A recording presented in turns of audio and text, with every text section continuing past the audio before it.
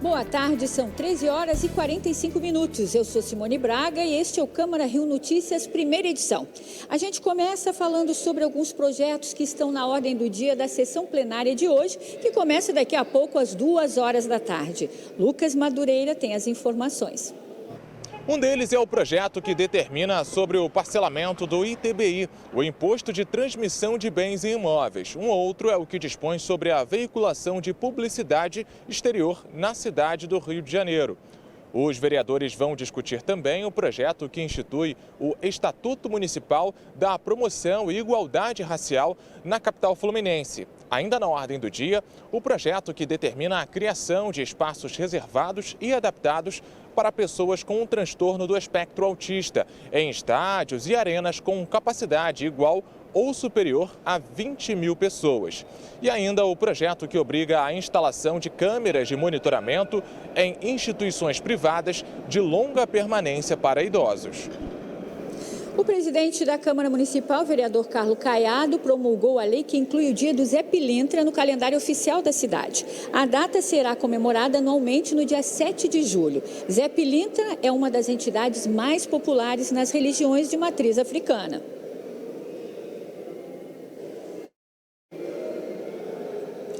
Uma lei aprovada no Legislativo Carioca criou a campanha permanente de conscientização contra a importunação sexual. De acordo com dados do Instituto de Segurança Pública, em 2021 foram registrados 1.231 casos no estado. Veja na reportagem de Luciana Cabizieri. Um problema antigo, mas que persiste na nossa sociedade. A assistente social Tereza Cristina conta que já foi importunada sexualmente no transporte público mais de uma vez. Já passei em metrô, já passei em ônibus, infelizmente já passei. Eu falei em voz alta, o que é isso? Tipo, para assustar a pessoa que estava fazendo, para ver se parava. A partir de 2018, a importunação sexual passou a ser crime em todo o território brasileiro através de uma lei federal. É considerada a importunação sexual praticar qualquer tipo de ato libidinoso contra a vítima sem o seu consentimento. As penalidades podem chegar à reclusão de 1 a 2 anos, com aumento de 1/3 se a vítima for menor de 18 anos. Nunca passei, mas já vi, já presenciei no ônibus várias vezes. Uma vez a menina, foi até uma menina de escola, ela estava de saia. Aí o cara enfiou a mão ali debaixo da saia dela, ela não falou nada. Depois ela ficou chorando, o cara desceu do ônibus e o pessoal ficou tudo revoltado no ônibus querendo bater nele, só que ele já tinha ido embora. Dados do Instituto de Segurança Pública, o INSP, mostram que em 2021 foram registrados cerca de 1.231 casos de importunação sexual no estado do Rio de Janeiro. Cerca de 93,8% das vítimas eram mulheres. A capital lidera a lista com quase 500 casos registrados.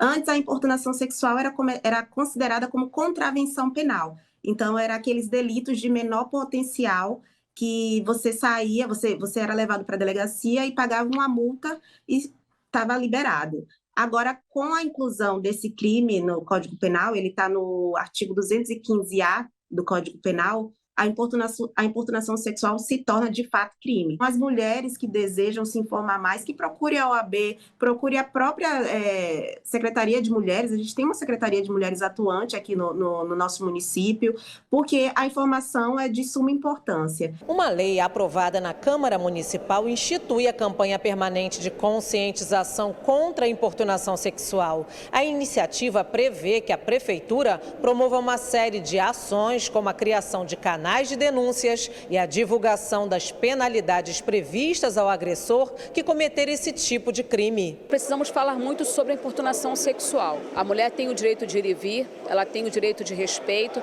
e os homens precisam saber disso. Precisamos também falar disso nas escolas públicas, porque é desde criança que essas pessoas precisam entender que as mulheres precisam ser respeitadas.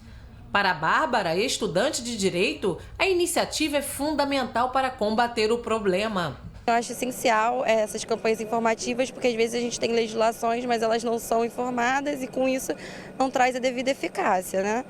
Então eu acho que sim, eu já passei várias vezes, me sinto vulnerável várias vezes também, mas a gente tem que combater sim.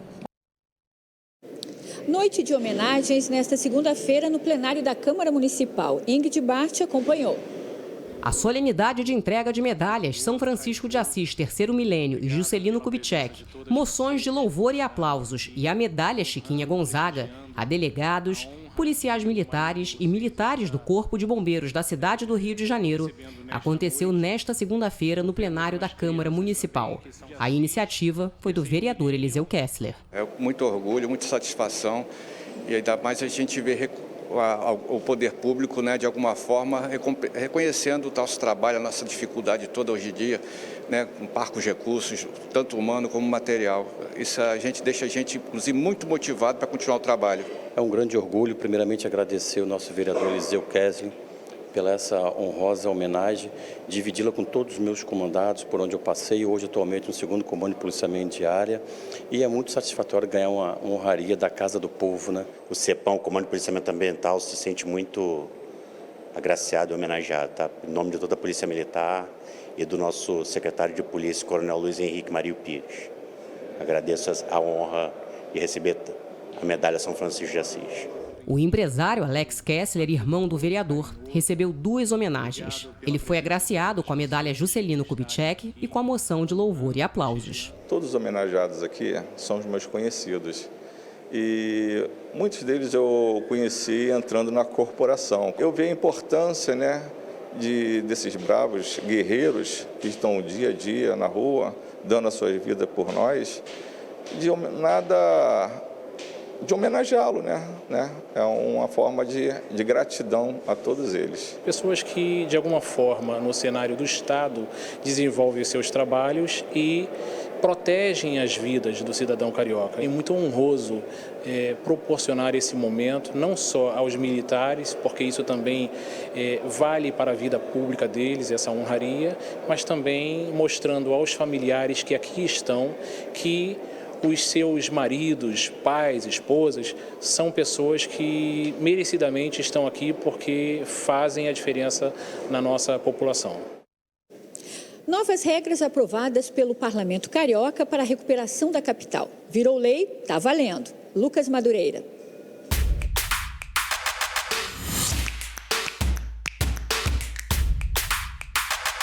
No início de 2021, a cidade do Rio enfrentava uma situação financeira delicada.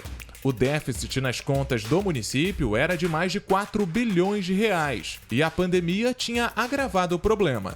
Para enfrentar a crise e ajudar na recuperação econômica e fiscal do Rio, um pacote de medidas foi aprovado pela Câmara. É o que a gente vai ver hoje no Virou Lei, tá valendo.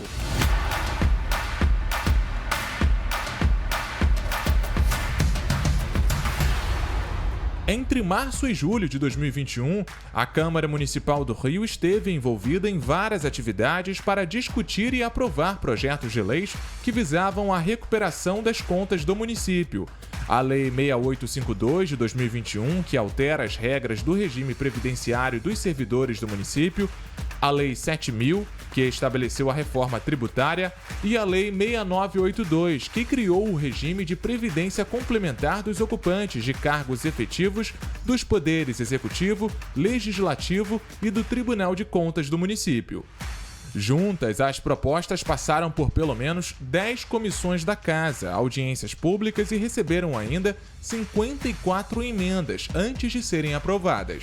A gente vinha com déficit de mais ou menos 4 bilhões e agora o orçamento para 2022 já aponta mais ou menos no empate ali em torno de 30 milhões de receita e 30 milhões de despesa, ou seja, a gente já vai ficar no 0 a 0.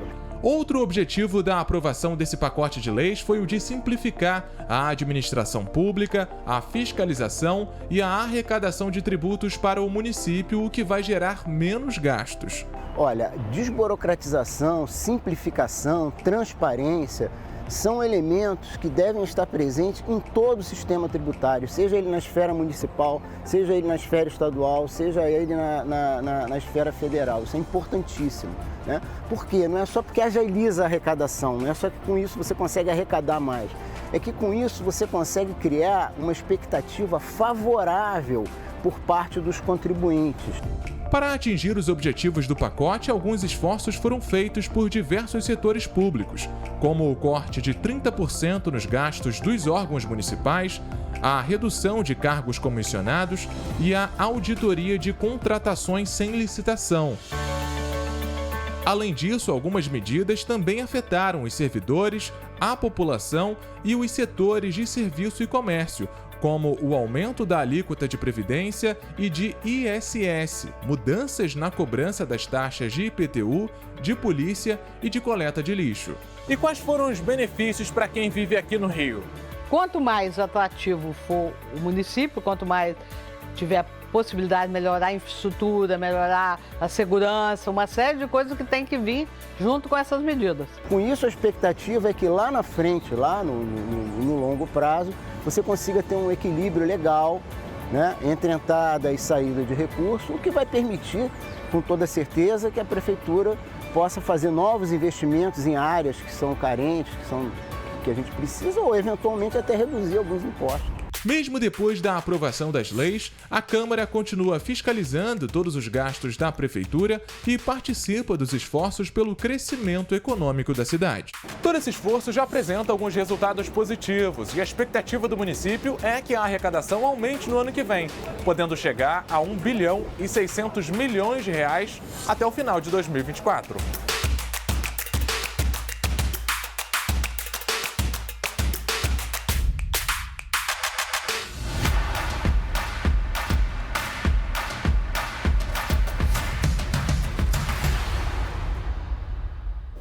E nós ficamos por aqui. Outras informações em Câmara.Rio, nas nossas redes sociais, em @CâmaraRio, e logo mais às 19h40, na segunda edição do Câmara Rio Notícias. Obrigada pela companhia e até amanhã.